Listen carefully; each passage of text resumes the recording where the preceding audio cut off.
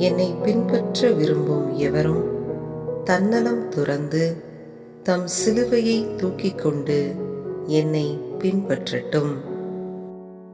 மத்தேயு எழுதிய நற்செய்தி அதிகாரம் 16 இறை திருவசனம் 24. என்னை பின்பற்ற விரும்பும் எவரும் தன்னலம் துறந்து தம் சிலுவையை தூக்கிக் கொண்டு என்னை பின்பற்றட்டும். மத்தேயு எழுதிய நற்செய்தி அதிகாரம் 16 இறை திருவசனம் 24.